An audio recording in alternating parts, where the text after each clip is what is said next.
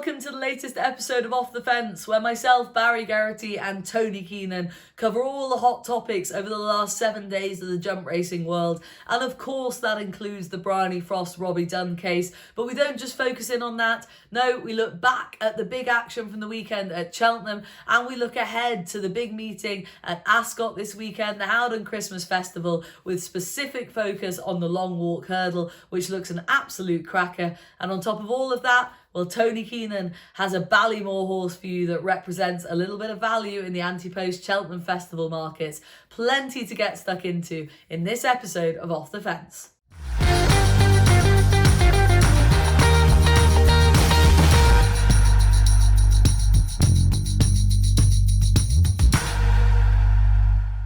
I am joined every week by Tony Keenan and Barry Geraghty. Hello, Tony. How are you getting on? Good, thanks, Vanessa. Yourself? All good, yeah. No, all good. Lots to get stuck into this week. And Barry, quick check-in with you. How are things going? Yeah, all very good, Vanessa. Thanks. Great. Okay, well, that is the niceties out the way. This week, and we don't often do this, but we're going to start with our offence section. What we've taken offence to this week. And of course, the topic that's on everybody's mind at the moment is the Robbie Dunne Bryony case. And it's been played out over the last couple of weeks now, and we touched on it last week, but we promised you that we'd bring you our thoughts this week.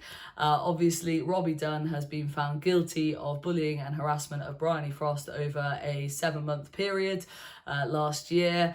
It's been well played out by now. You'll know a lot of the details, but we're here to give you our opinions on the matter and also to try and move forward from this case. And so without further ado, let's get stuck straight into the big matter of the week with you, Tony Keenan. From your point of view, watching it all play out, what were your views? What were your takeaways from what you were reading in the press over the last 7 days?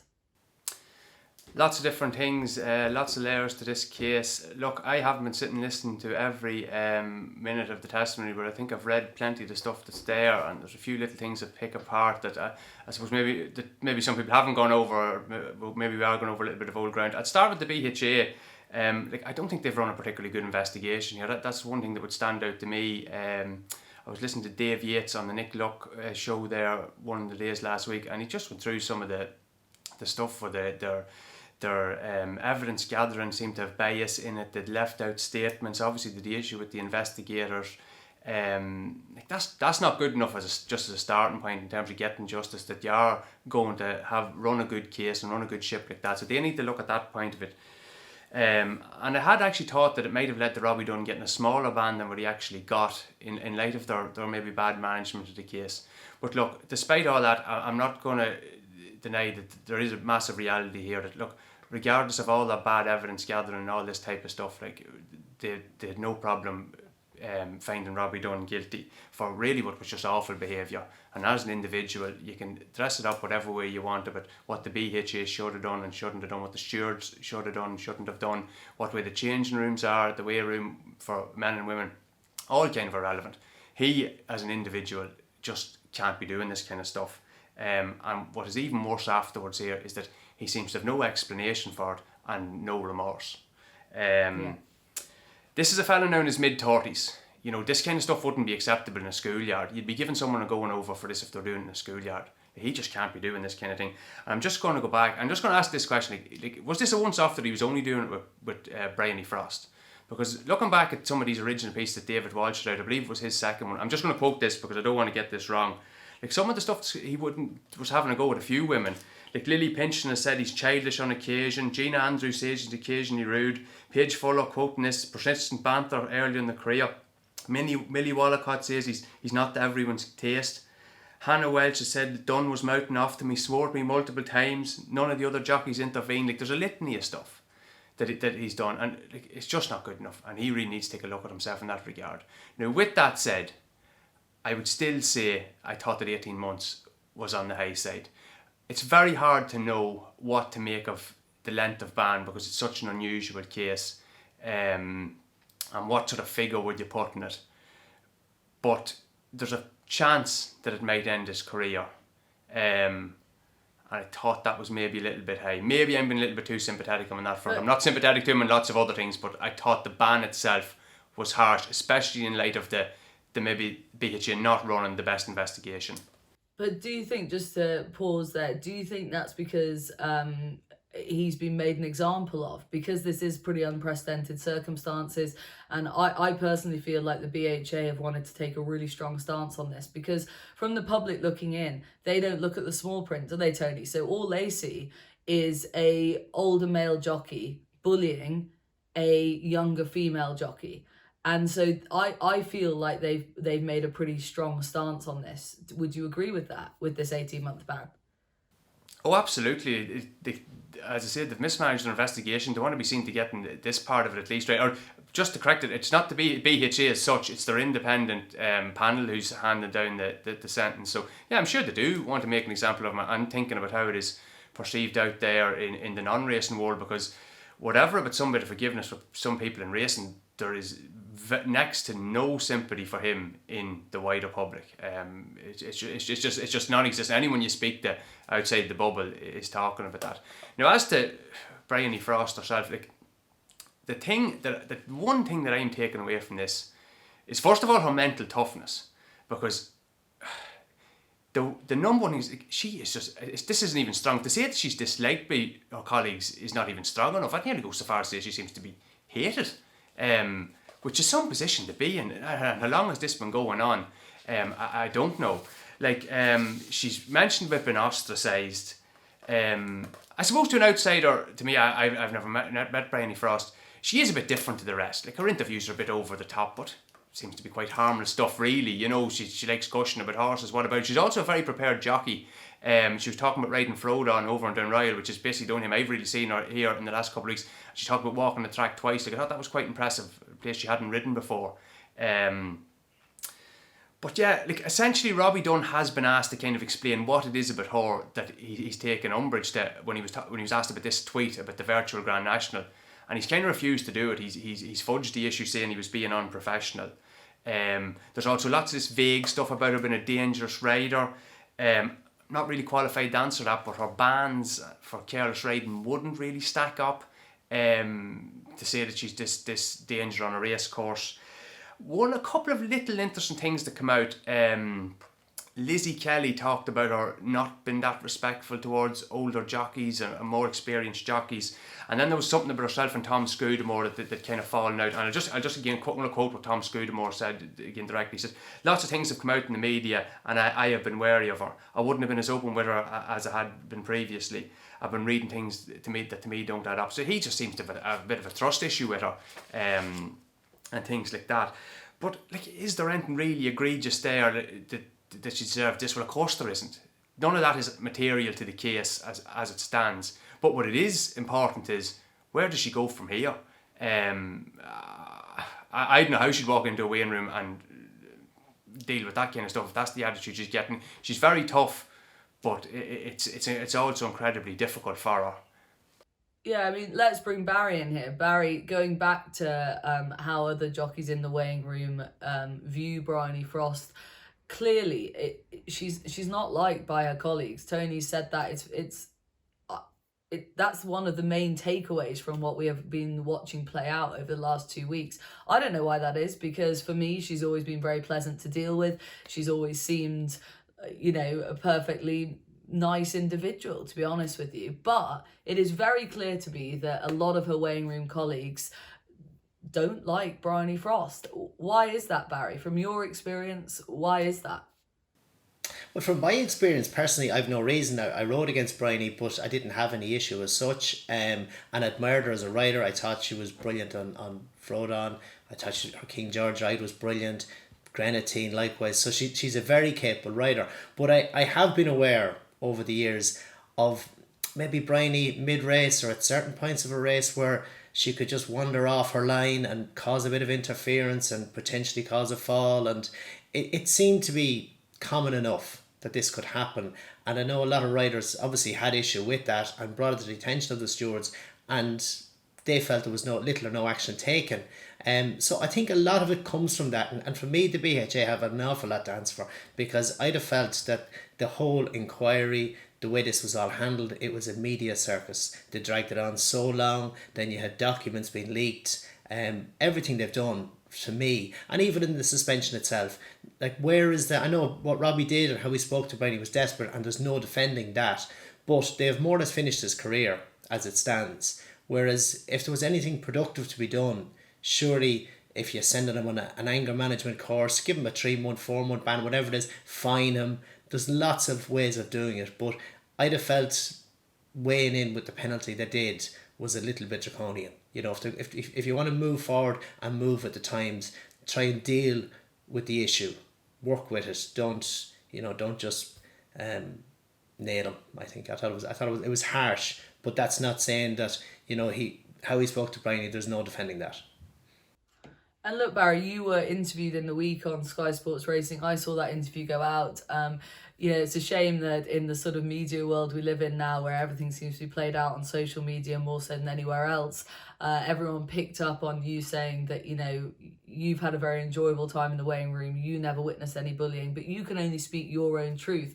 I think the other part of that interview that you said that struck a chord with me anyway was that line about, you know, you have children and you would be very confident and happy if they wanted to go down the career of being a jockey, and that thus meaning they would spend a lot of time in the weighing room. You can only speak from your own personal experience, and one angle I haven't liked in this whole sort of media circus being played out is everyone jumping on people who weren't maybe saying exactly what they wanted to hear. Does that make sense? Oh, exactly. The Wareham to me was brilliant. You know, and there's plenty of days now as well where you would have a clash with people, you know, and it would be choice words, but you know, it was dealt with, and it might brew for a little bit, and it would pass in time, obviously. But I think that's it, with the intensity of the environment you're in. That's to be expected, as you would expect in any sport, be it rugby, be it soccer, football, anything. There is when there's a lot of physicality involved, there's going to be a certain clash, if you like. So that's to be expected. But no, the camaraderie in there, the fun you'd have alone is brilliant. So no, I always enjoyed it, and you know, I won't say I miss it, but I definitely. I didn't. It wasn't something I was longing away. It was always a good place to be and a safe place to be. And for that reason, when I said as a guard, if my kids were to follow the route and become jockeys, it's the race course I'd fear for them, as an injury, not the wear, because in there, fellow jockeys, the valets, everyone. There is a community, and it's brilliant. And so then focusing in, Tony, on the culture of the weighing room and listening to what Barry's just said there, what do you think has gone wrong here? Because ultimately, and we can speak honestly here, the majority of the weighing room seems to have come out in favour of Robbie Dunne, despite the fact that he has been found guilty of bullying Bryony Frost. Have you been surprised by that reaction? I have, yeah. Like the aftermath of this has nearly been as interesting as the case itself. Interesting for all the wrong reasons, I'm sure. Like as I was saying beforehand, a friend of mine contacted me after the show last week, and he said, Barry's after saying something positive about Bryony Frost there riding the winner of the Tingle Creek. You do realise like that no jockey or ex-jockey has said anything positive about her in years, and I hadn't really thought about it at all. I wouldn't be paying attention, but it does seem to be the case. And you do wonder, is it more anti-Frost than pro-Dunne? It would be my kind of takeaway on it. Like he's been able to call on a host of witnesses here, star names, Tom Scudamore, Richard Johnson. Like, it seems surprising they would want to associate themselves with a case that seemed to be an open and shut guilty verdict. You have Tony McKay just coming out and subtweeting about the values and that. Like, look, I just don't know what he was thinking there. You have Alan Cawley and various people coming up with their stuff. But people are totally correct in light of all this to ask the question, like, is bullying kind of a common thing in the weigh room? To me, it just comes across as the jockeys, it's a little bit of a subculture. They're operating with their own set of rules that maybe aren't society, that almost certainly aren't society's rules. And they're going to be asked now to change, and there's going to be a bit of, like with anything with humans, they don't like change, and there's resentment and things like that. And that change is going to be very, very difficult, just in light of some of the stuff that's come out, the couple of statements, the initial statement from the PGA, also from the women jockeys, from the PGA point of view. And again, I would ask the question about, like, is the kind of bullying widespread? Like, is the young jockey, the female jockey, the jockey who doesn't ride a lot of winners, the jockey that's quiet, like, are they getting a hard time? with the best will in the world, I would expect Barry to have a good time in the weighing room. I expect Tony Mackay to have loved it, Ruby, these fellas that were champion jockeys and going real well. But for the person who's maybe not, are they getting hard? I know that's professional sport a little bit. It is tough, and there have to be losers for there to be winners. But losers and been bullied along with it, to me, would not be acceptable. Well, Barry, you could answer that. Answer Tony's question. Like, is it commonplace that somebody having a tough time, or someone a little bit different, or someone just that doesn't quite slot in with everyone else, that they would experience a tough time, a tough I wouldn't time? have been. Yeah, I couldn't say any spring to mind. There was one incident in Wexford a good few years ago where one senior rider was forcing his way up the inside of a younger rider, and was intimidating the younger rider in the process, and got through and won. And it was well noted, and it was brought to his attention, and there was words had with the senior rider that this wasn't appropriate. So that's the only case that I'm aware of in my time. So to me, a rider operating at a lower level would be more intimidated by the occasion rather than the company, I would have thought. And so to wrap this up then, Tony, because obviously this has been well gone over in the last few days and weeks, but we want to sort of focus on the future, and this mess has unfolded over, in the past, but we want to look ahead. So where does the BHA, the PJA, Robbie Dunne, but mainly Bryony Frost go from here? What does the future look like for everyone at this stage? I'd love to give you a nice solution to that, Vanessa. I don't have one. I'm sorry. Just in light of what's been going on for the last week, I'd say they've a lot of building of bridges between the two organisations anyway to start with. The sport has got great currency out of the likes of Rachel Blackmore and Holly Doyle and Bryony Frost competing on a level playing field with men for the last few years. I hope they can sort of sort whatever needs to be sorted out to keep that is going to attract all genders in, all people from all different walks of life into the sport, because they are great ambassadors for the sport. But this has just made it look like, I want to swear here, but I'm not, because it's just a mess, just a complete mess of a situation. And the different people are going to need to get their heads together. Some people are going to have to change that they aren't going to be happy about. And I don't have a solution. I'm sorry. I'd love to be fit to give you. We need to do this, that, and the other. There's some logistical things need to be done around maybe stewarding and managing the change rooms, things like that. But it is more cultural. Like you can talk about all these kind of nuts and bolts, but treating people with a bit of respect is just what you should be doing. Yeah, absolutely. And look, Tony, we call you God on this show. So we expected you to come up with the answers, but you're forgiven in this instance. So you don't have all the answers. But Barry, just from your point of view, and to wrap this section of the show up, I guess I want to sort of focus more in at this point on Bryony and how the weighing room as a whole moves on from this. Clearly people aren't happy. Clearly people have made their opinions about the situation, and Bryony Frost as a person they've cards are out on the table at this point. But ultimately, Bryony is a professional, and she's there to do a job, and she's going to keep walking into those weighing rooms up and down the country, and other people there need to move on from this surely now. Do you think that they're capable of moving on in a professional manner from this point? Yeah, I'd like to think so, and it will be difficult for Bryony, but it has been difficult for her too. And as Tony mentioned, she showed her mental toughness in the Tingle Creek with a brilliant ride on the week she'd had. So, she seems to be coping. On the day that the verdict was announced, she'd a winner in Warwick as well. So she seems to be coping well at a professional level. I'm sure it is difficult. It's going to be an adjustment, but change is good, and change is needed.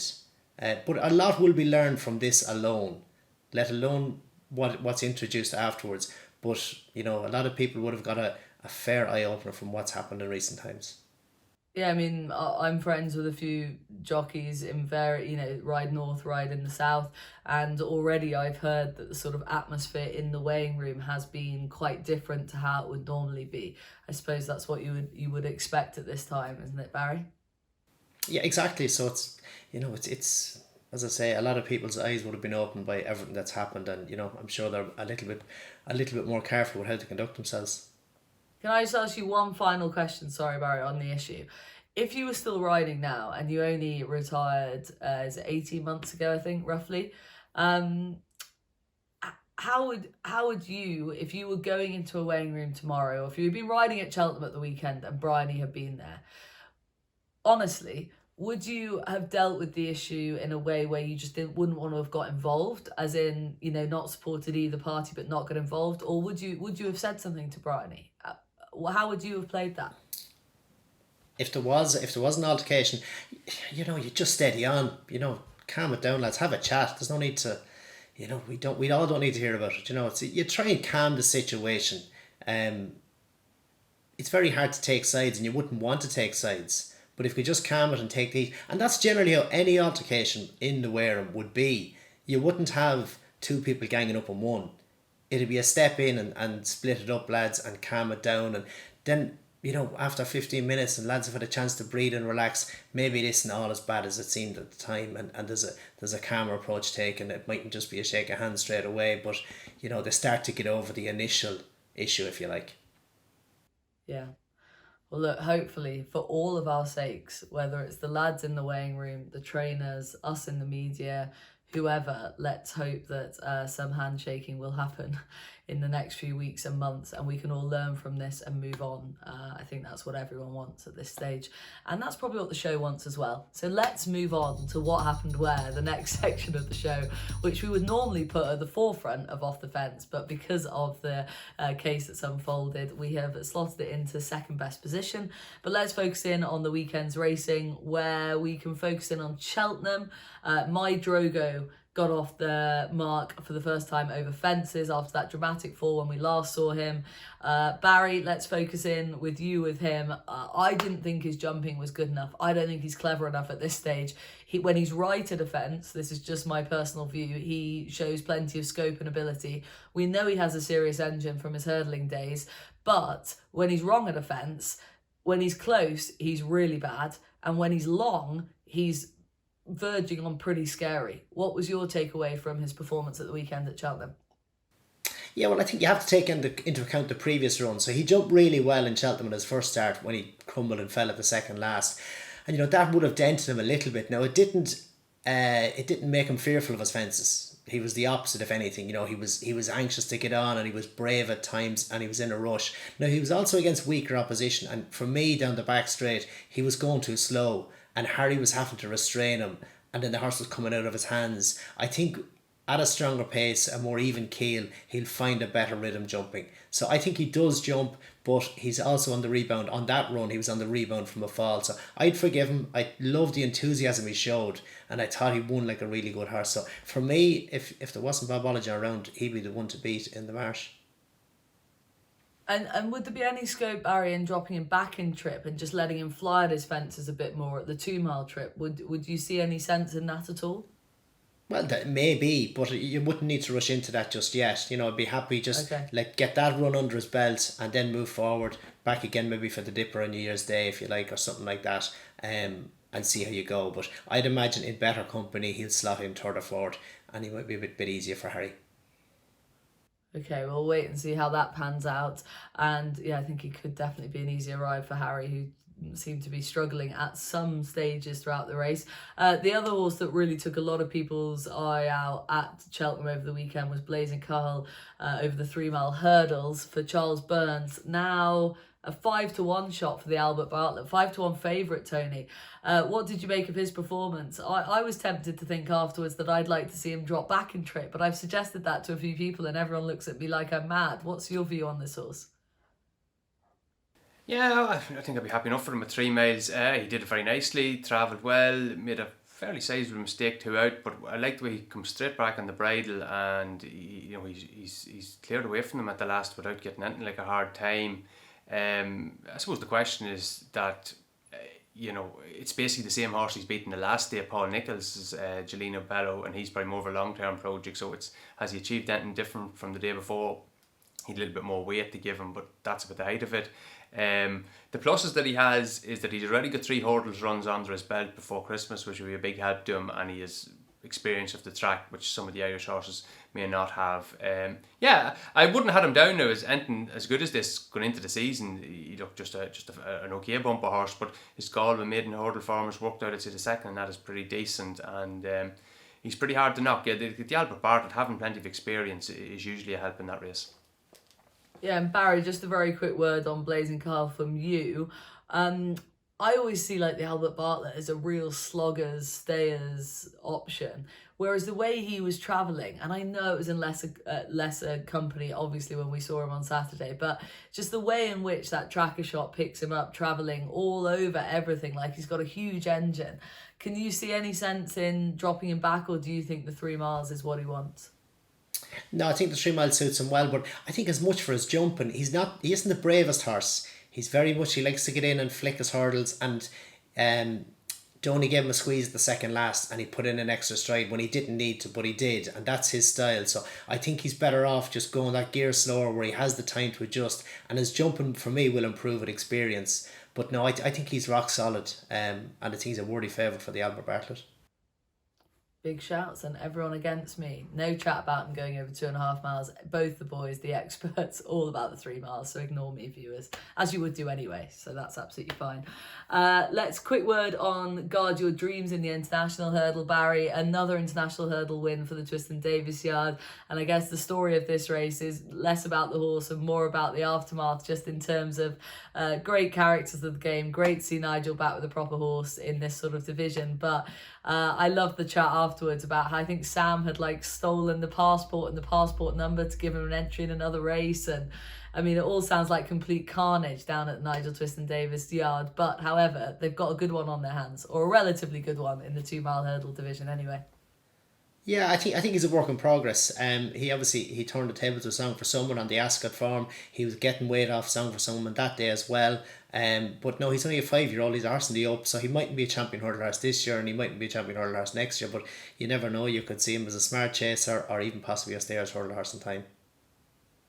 Okay, we like that. And then a quick word on Night Salute as well for the Triumph Hurdle, currently 16-1. My tracker horse, who will come to in due course, was running in the race. He was running in at Doncaster, but he's 4 from 4 now for the Milton Harris team. He can't do any more than he's been doing, Barry, but I fear in the Triumph Hurdle anyway, there's some classier opposition against him there, but he's doing what he can do at the moment. He is. He's done brilliantly. Milton Harris 4 from 4, and he's won 70 grand with him. Paddy Brennan though was brilliant on him. You know, delivered him late and fast, and Doncaster flat track, it's all speed. I don't think it suited Porticello, and I think he'd be better in the Triumph Hurdle. He'd be better suited by that kind of race, emphasis on stamina. So he could be a little bit of value each way if you wanted in the Triumph. In what I don't think there's any, with the exception of the favourite, we're probably weak enough at the minute. But I think the winner might just struggle, I think, in that kind of company. A sneaky bit of each way value from Barry there for you viewers. We like that. Let's move on to question time. This is something that we haven't been doing for the last couple of shows. For the first shows of this season anyway. But we have brought back in question time. As a result, guys, we want to hear from you.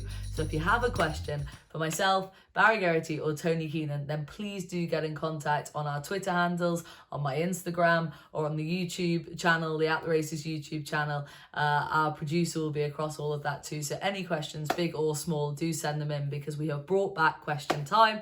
And as a result, Tony, the first question goes over to you, and it goes as such. From John Hand. Performance of the weekend for me was Stattler. Not far off a grade 1 performer as a novice hurdler, despite his racing inexperience. Looks like he will thrive over fences. Would like to hear everyone's views on him. Well, John, you're not going to get everyone's views at the moment anyway. You're not going to get mine. You're going to get Tony's first up. Stattler is now 6-1 for the National Hunt Chase at the festival after his chasing debut at the weekend. Answer John's question, please, Tony. I think I've got a bit of an unusual take on Stattler. I don't think this horse is a stayer at all. I think he's quite fast. I've been thinking this since his novice hurdle days. Made a mention last year. In fact, not even sure he got home at Leopardstown last year in the 2 mile 6 race. He to me, I definitely didn't get home in the Albert Bartlett, and the Punchestown race was a little bit of a farce. This race on Saturday now, while it was over 2.5, was a bit of a speed test. There were 3 seconds quicker from 3 out in the Blue Lord race, which there really shouldn't be, with this kind of a half Arkle horse running in the opener. And Stattler's he's come there between the last two and just quickened up very well and gone away from them. So Willie Mullins has mentioned him for the 3 mile 6 race. To me, I think he'd be quite an unlikely stayer in that race, and if anything, it's a 2.5 mile race. He's going to go for now. Look, maybe with a year on, another season under his belt, he will stay. But I think wherever he goes next, and I'm assuming it might be Naas in late January, just with where he's only just run there a couple of days ago. I think it's going to be priced in that he's going to improve for 3 miles, which I am not really convinced is the case. But we'll wait and see. Okay, and then just sticking with that, but diverting a little bit away from the questions just for 1 second. Barry, I just wanted to bring in your thoughts on Paul Townend's comeback. Obviously, he had a kind of perfect comeback in a sense with riding Blue Lord and Stattler at the weekend, both to victory. Blue Lord's currently 20-1 for the Arkle after that performance, and he looks like he might be a better chaser than he was hurdler, with the fences just steadying him up a little bit. What was your take on Blue Lord to start with? Yeah, actually, it was brilliant. He jumped really well. Great round all the way, but seemed more relaxed than himself. He was very buzzy last year on edge. More relaxed. Whether that was a combination of fences and age, but no, I thought it was a very smart performance. He's gone to a high level over hurdles. He would have been second in the Supreme had he not fallen at the last. So to me, he would be great E-Trade value in the Arkle, and I'd rather be on him than Fernie Hollow. Oh, very interesting. Oh, spicy from Barry. I wanted to stick with you, Barry, as well, because actually, just a quick word for Paul Townend. I was quite taken with his interview on Racing TV afterwards, where he's obviously just come back from quite a long time on the sidelines. I hadn't really quite appreciated his injury and also the rehab that he's gone through. And he's a man of few words, and, you know, he seems to keep his sort of emotions quite under the surface. But I definitely got the sense from him that he was absolutely delighted to be back in action. And he's obviously gone through quite a tough time of it with the rehab and the recovery I picked up on in that interview. Yeah, no, he has. He's been working hard. I've spoken to him a few times, but even the injury itself, you know, he had his shoulder out for a good while. I think the longer his shoulder is out, the harder it is to deal with. So he had to do a lot of work on it, and even was hoping to get back sooner, but obviously just wasn't as happy. But he's been back riding out the last few weeks in schooling, and he felt 100% the weekend gone by, so which is great for him, but just in time for the Willie Brigade. I suppose he missed out in Punchestown the week before with the John Durkin, but he made it back for here on. So hopefully he gets a clear of the season. Paul is a great lad, brilliant rider, very popular, and it's just good to see him back going again. Paul was just waiting, I think, for Mount Leinster to have a run, so he didn't have to come back on him. That was the one thing he's probably said to Willie, "I'll ride anything you want as long as you don't have to put me near that lad," because he's a danger to himself and rider at the moment with what he did in Nav in the last day. Yeah, well, I think he did say to Gary that he was keen to come back on some nice novices, and that's exactly what he got. Tony, just a quick line from you. Would you be fancying Blue Lord at 20-1 for the Arkle? Barry saying that's a bit of value. Would you agree with that, or would you disagree with that? I don't really have any firm opinion on it. I would agree with Barry, he jumped very well. That's a very speedy track, though, that Fairy House inside track. Jeez, when you just can see the outside track compared to it. Maybe that kind of flat track without the stiff uphill finish would suit him better than anything. Okay, we'll take that. Let's move on to question 2, which is from Greg Kelly. Tony, we're going to come to you first on this one, actually. If Shishkin was moved from Nicky's to Nichols's and underperformed like Envoy Allen has since the move, would there not be more discussion on the horse not liking the new surroundings? A lot of people keen to say he hasn't progressed, but if it wasn't Gordon Elliott, they'd be more focused on the move. Great show. Well, thanks very much, Greg. We're glad that you're enjoying the show, and we're here to answer your questions. So, Tony, do you think Greg got a point there? Do you think there would be more focus on Envoy Allen's demise, shall we say, since the move, if it wasn't a move from Gordon Elliott to Henry de Bromhead's? Yes, on all counts. Greg, I'd agree with what you're saying there. The thing with Envoy Allen is his regression or levelling off is clouded by the fact that he's had an injury. in just around the time of the switch. So it's very hard to say Henry de Bromhead has made a mess of him or whatever it is because the injury's there. Now, you could point and say Henry de Bromhead hasn't done particularly well with the other two Cheveley Park horses. Quilixios won a Triumph Hurdle, but it was very soon after the switch, so you can't really be giving him too much credit for that, and ran terribly on return at Naas, hanging the whole way. And Ballyadam just looks to have gone sour. He travelled like the winner on Saturday in the International and just found absolutely nothing. I don't know what you do with him. He doesn't seem to want to jump fences, and he doesn't seem to want to finish a race over hurdles. Like, there has been cases with Henry de Bromhead. Henry de Bromhead had a Gold Cup winner in his care and never ran him over further than 2.5 miles, you know, Size and John. Super Sunday improved a lot for going to Jessica Harrington too. So look, I'm not using that to knock him as much as to say that horses do improve for switches. Gordon Elliott and Henry de Bromhead are quite different trainers. You'd see even in their way of going. Henry de Bromhead's horse will tend to be quite free and keen, whereas Gordon Elliott's horses seem to be in the main very settled. And that maybe changing regime didn't help Envoy Allen. Apparently he had quite a specific regime when he was with Elliott. But there's also the point to be made, like, it's the thing about Envoy Allen having spent 3 years kind of pottering about novices and bumpers and novice chases and all this type of stuff. Like, I was just thinking this the other day, if Envoy Allen had turned up in the Champion Hurdle the same year as his novice season, where would he have finished? What do you reckon? Well, Barry, what do you think? Well, I was second to him in the bumper, and he went round the country. This is the bumper at the festival, obviously. He went round the country and he still bought up. Now, I was in Blue Sari, who didn't go on to achieve an awful lot since, but Envoy Allen obviously hacked up in the Neptune. What he did over fences last year, I thought in the Drinmore, he looked as if he was going to get beaten at the second last because he was asleep, and when Jacqueline at the back gave him a squeeze, he was like a rocket. So I know we discussed his running down Ryle before the John Durkin, and I wasn't impressed with what I saw because the rocket wasn't there. So I agree with you completely, Tony, that, you know, it's very hard to say, is it down to the change in stable, or is it down to the injury, or down to the both? It's hard to say, but the injury would play its part.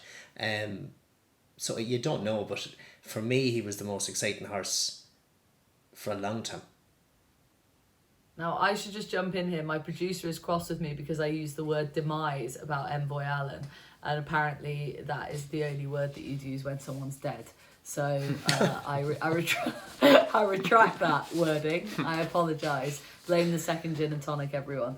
Let's move on to question number 3, which is from Alex McMahon. And it's a question for you, Tony, specifically to you.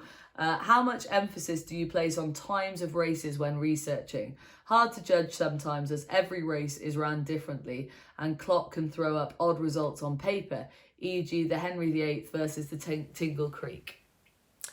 Alex is a bit of a boring so-and-so like myself if he's asking a question like this, but sure, look, I do of course use them. I'm not an expert at all. I'd very much describe myself as a jack of all trades, trying to use all sorts of things. I've learned a little bit from people like Simon Rowlands and Graham North and lads like that. You can read, they write excellent stuff, and I would just be trying to apply what they're saying to my own Irish racing and things like that. I don't do my own figures.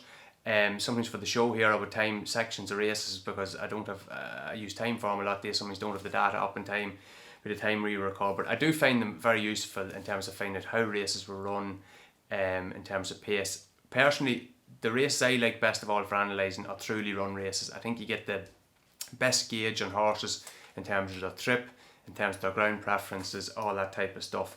I was going to try and give a couple of examples here that maybe people have found that might be useful. Like, I think the Champion Bumper last year was a good example of how to use sectional times, because it showed Rachel Blackmore to be very effective ride on Sir Gerhard and Kilcrit to be the best horse, even though he finished second. Now, funnily enough, Paddy Mullins didn't seem to trust that interpretation himself because he went and got on Sir Gerhard in Punchestown, but Kilcrit beat him quite well. Paddy doesn't know what he's doing. Paddy doesn't know. I know, but look, jockeys will ride the winner, and whatever's won the last race. And in most cases, that is probably the right thing to do. But in this case, Kilcrit was the best horse in Cheltenham. He obviously thought that going into Cheltenham, I'm sure, and just put value on the recent. But that was an example there where Kilcrit did show himself to be the good horse in Punchestown. I think another kind of maybe relevant example just that we're going to see play out in the next couple of weeks is the most recent Morgiana hurdle. Like, to me, it was run at such a slow pace that you just bin it completely.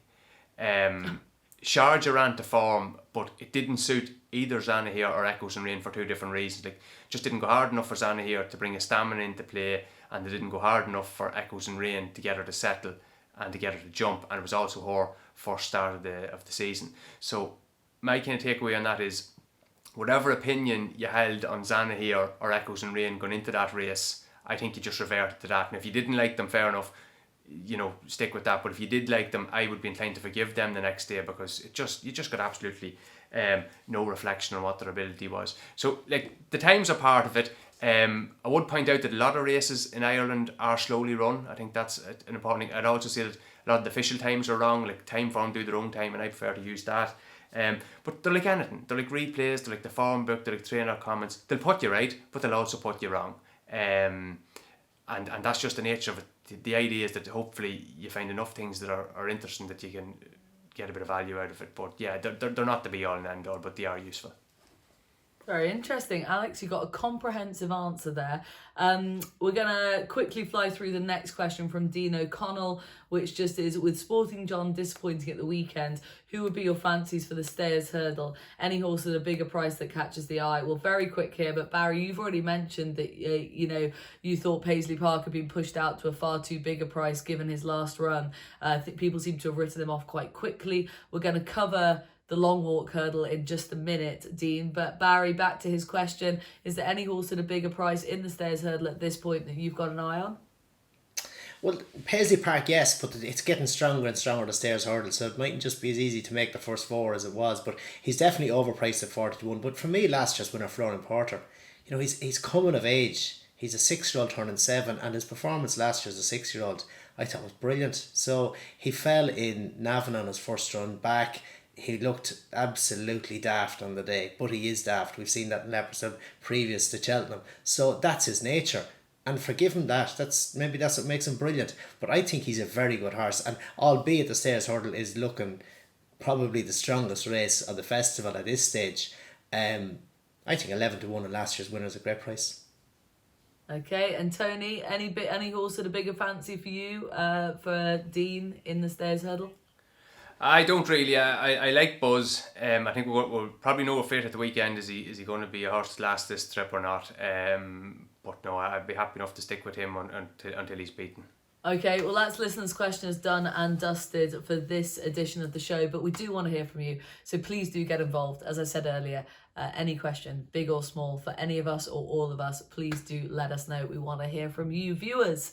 But let's look ahead to the upcoming weekend, where we're focusing in on Ascot, Friday and Saturday, the Howden Christmas Festival at Ascot. Obviously, the Long Walk Hurdle is the big race of the weekend on the Saturday, but lots to talk about in there. We're going to see nice horses. There's some fancy entries in there. Let's focus in on the Friday with the Kennel Gate, Barry. Jonbon it looks as though Jonbon will be going there, which will be highly exciting. Everyone's obviously got quite excited about this horse. What do you want to see from him on Friday at Ascot? What would you like to see from him in terms of his career development, different to what he did last time? What are we looking out for on Friday? Yeah, I think the thing that's going to bring most improvement out in him is a bit more pace on in the race, and find a natural spot. He settled reasonably well, but jumped his way to the front in Newbury. So I think with a stronger pace, more cover, sit in 4th, 5th, somewhere like that, creep away, I'd be looking for a very classy performance from there. So it is a good race. You've I Like to Move it, you have Nappers Hill. I Like to Move it has to give him weight, which is never an easy thing to give a good horse weight. But it is a tidy race, but I'd like to think Jonbon might live up to his reputation. Okay, we like that. Bob Ollinger has an entry in the Grade 2, the Novices Chase. Tony, would you expect him to come over here, having seen that entry, or do you think he's got targets closer to home that might be preferred at this stage? I think that they seem to have a little bit of interest in running in the UK. He was entered at Cheltenham last week. I wonder, they're just trying to stay away from Limerick. I don't know if they really want to run there on really heavy ground on the 26th. I know Colreevy would have got the double up last year in terms of winning there and winning at Cheltenham, but I don't know if they really want to be running quite a fast horse like Bob Ollinger around there at this time of the year. I know the Limerick race is a Grade 1, the Ascot race isn't quite up to that, but there definitely seems a little bit of intent there to travel. And Barry, knowing Henry a little bit and knowing the connections in the horse, would you expect him to come here? And do you think that this would be a good step for his progression in terms of the fences and the course at Ascot? Oh, definitely. If he was mine, I'd love to send him to Ascot. I thought it was a brilliant entry. And it'd be interesting to see if he does go. But it would be a great place to go with him for every reason. You'd have reasonable ground, lovely big track, big fences. I was happy with his jumping in Gorn, and I'd be more than happy to see him go to Ascot. So no, I hope he goes there. I look forward to watching him. Yeah, fingers crossed he does. I'm there on Friday. I'd love to see him in the flesh. Let's focus in on Saturday, the big race of the weekend, the long walk hurdle. You've got Thyme Hill in there off the back of the disappointing run in France, but he was like the stayers hurdle horse to sort of pin our hopes on coming into this season. Then everyone's gone off him a little bit after that French run. And then you've got Champ returning back over hurdles. We'll focus in with you, Barry, on that one. Buzz is the sort of on the upward curve horse. Paisley Park got to bounce back to somewhere near his best. Thomas Darby in there, Ronald Pump as well. There's so many entries, so many interesting strands here, Barry. Who would be your fancy going into the Howden Long Walk Hurdle live on Sky Sports Racing, I should say. Don't miss it. It's a vintage renewal, there's no doubt, and Buzz headed the market, good winner last time. The form has stood up in the international hurdle as well, so he's entitled to be there. Thyme Hill for me was I thought it was a big ask to go to a tie at the end of their season for a 3 mile hurdle on heavy ground on his first run of the season. So I wasn't surprised. And even the fact he's got an entry, he obviously didn't have an issue. So I would have thought it was just fitness to go beat him. And if you're taking on seasoned horses on your first run, 40 lengths, that happens in a flash. So I was a big fan of his last season. He was possibly a little unlucky to get caught last year by Paisley Park. So I think Thyme Hill, you have to respect him. I'd be interested in him. Paisley Park as well, obviously. I think he's going to be better, but it's a better race. I thought that Thomas Darby benefited from a brilliant ride from Jonbon in the Newbury race, and I think a reversal of the tactics on Paisley Park would see him reverse it with him. Champ, it's a tricky one with Champ. It's his first run back after a disappointing run in the Gold Cup where he pulled up, and it'd be a brave call. As much as we'd love to see him put up a big show, it'd be a brave call to see him come back here on his first run and beat these, haven't been running over fences, because that will, it would often affect a horse's technique, especially in the early part of a race. Mightn't just be as quick and slick as his rivals, which could just put him on the back foot. So it'll be a big ask for Champ to come and beat these, because there's no, it's not a walk in the park. Absolutely. Oh God, it's an exciting renewal of the race. Very interesting points for Champ and Thyme Hill and Paisley Park. I listened to an interview with Tom Bellamy, who picks up the ride, obviously a stable jockey for Emma Lavelle. Aidan Coleman, I think, is banned on Saturday, which is unfortunate circumstances, but it means that Tom picks up the ride, and they were saying that they're going to take off the headgear and they're going to go back, Barry, to the tactics they would normally go through with Paisley Park versus the tactics that you rightly pointed out on one of these shows that just simply didn't work when we saw him the last day. So you'd hope reverting back to something like how he likes to be ridden, got a new jockey on the S, but he knows him quite well. I think he's been riding him at home. I'm very hopeful that Paisley Park might bounce back to somewhere near his best. But Tony, I think you are going to be all about Buzz here. Am I right to guess that? Yeah, look, he's trained 3 miles for the first time. At least he's going to a track where he's proven. There's also another Irish horse there that's, I don't know if he's an intended runner or not, but Ronald Pump, he was second to Honeysuckle at Fairyhouse. I know they mentioned it, they were thinking about this, or either Leopardstown. I don't think either, both of those are going to be quite deep races, but I thought he did shape really well, and the trainer reports that they've had a much smoother run with him this season, whereas last season it was stop-start, missing races here and there. So, plenty to look forward to in Long Walk Hurdle, I should say, live on Sky Sports Racing this coming Saturday. Tune in, don't miss it. Howden Christmas Festival, it's going to be mega. You've got other entrants as well. Who knows what's going to run, but of course Remastered, who was travelling like a good thing in the Ladbrokes Trophy at Newbury a couple of weeks back, took a pearler and fall. He's got an entry. West Cork, off the back of his Greatwood Hurdle win. Will there be any bounce factor there? He had 500 plus, I think, days off the track before that hurdle win. Superb training performance, but what will he bounce back to? Who knows at this point? But anyway, it's going to be a fascinating weekend of racing. And of course, next Monday, we'll be dissecting all of that. But before we go, we've got to wrap up this show because we've rattled on for long enough already. But it is tracker time, where we give you a horse to put in the At The Races tracker and hopefully point you in the direction of a winner for the future. Barry, we're going to start with you. Who's your tracker horse, please? A horse called Ain't That a Shame, who was third to Stattler and Fairyhouse. His first run for 10 months, having won a maiden hurdle. And the horse he beat in his maiden hurdle had went on and won 2 of his next 3. So he has good form in the book. He was dropped in, ran a bit keen, jumped really well though.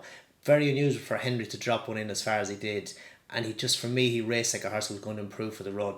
But jumped deadly over Offence, and I thought it was a smart performance and one to keep an eye on. Okay, Ain't That a Shame for Barry. Tony, tracker horse, please. Yeah, don't have anything for the tracker as such this week. Just going to put one up for Cheltenham here. Because pretty low key enough last week. Horse I've had a few quid on this week is What Do You Want for the Ballymore novices hurdle. Thought he won a bit more impressively than the margin at Navan on his hurdles debut. He came out better on the times than Ginto in the graded novice on the same card. I think he's deceptively fast, this horse. He jumped up the back of the other fancy runner at 3 out, which kind of put him into a little bit of bother at Navan, but he's come down the outside there and picked up really well, and had a little bit of time for the horse that he beat in second, Harold Hadrad of Noel Meads. Jockey kind of backed up that opinion. He said that he actually go back to 2 miles. I'm not really convinced about that. I think 2.5 is ideal for him. The owner, of course, is the sponsor of the Ballymore as well, so you would think that would be the target. And looking ahead at the Naas race, I think it's on the 2nd of January this year. It's quite early. The Grade 1, the Lawlers Hotel. I think there's a fair chance he could be Willie Mullins' number 1 for that. He has some of the other big names entered, but I just can't really see how he's going to get a maiden hurdle win into them between the time and run back at Naas so quickly. I just don't think he's going to do that. So he's going to be in against some of the Gordon Elliott ones there. Probably the 2 Moran horses, possible Hollow Games and Ginto, maybe 3 Stripe Life, maybe something like Grand Jury. But I'd be hopefully he'd give any of those a race. The last 2 winners of that Naas race have gone on and won the Ballymore.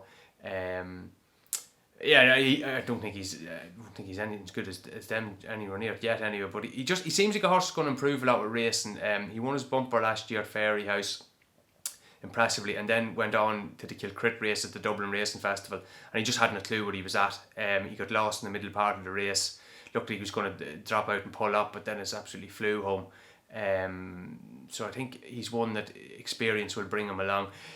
I think the Ballymore's an interesting race for possibly having a look at it at the moment. I was laughing at you asking Barry about Jonbon. I was thinking Barry might like Jonbon to be pulled up and Constitution Hill to be 5-4 for the Supreme, but maybe I shouldn't say Tony, that. But I didn't want to go down that route. I was tempted to, trust me, but I restrained myself from making any Constitution Hill jokes or smart remarks. But you've gone there, so well done. I've gone there, but anyway, the